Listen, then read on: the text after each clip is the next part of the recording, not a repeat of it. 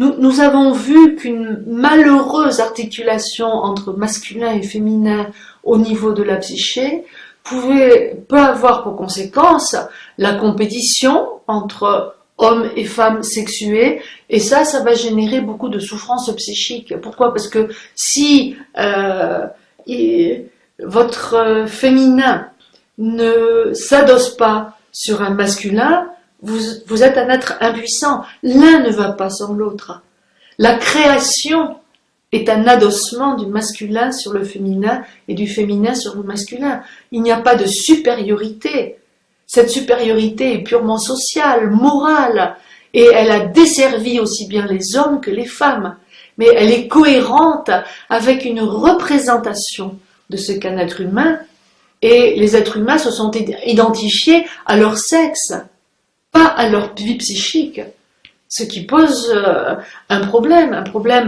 Qui dit infirmité dit souffrance. Pourquoi est-ce qu'il y a souffrance psychique? Parce qu'il y a incomplétude. Et cette incomplétude, comment nous allons y remédier? Eh bien, en allant chercher de l'autre. Au lieu de réaliser cette complétude, cette articulation entre masculin et féminin au niveau psychique, nous allons chercher un autre et une autre que nous allons inconsciemment mandater pour qu'il nous complète.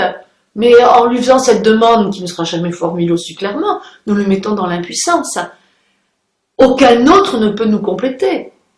Si ce n'est cette complétude, nous l'avons connue à l'origine de notre vie dans le ventre de maman. Mais ça n'existera plus jamais.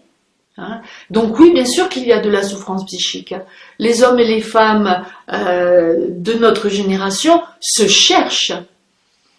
Et dans les retrouvailles ne sont pas encore à portée de main, si je puis dire. Pas tant que cette comparaison, pas tant que la rivalité à laquelle nous assistons au niveau social, économique, politique et professionnel, tant que cette rivalité perdure, elle sera le témoignage de ce que l'articulation entre masculin et féminin n'est pas encore advenue. Et ça génère de la souffrance, j'en suis sûre.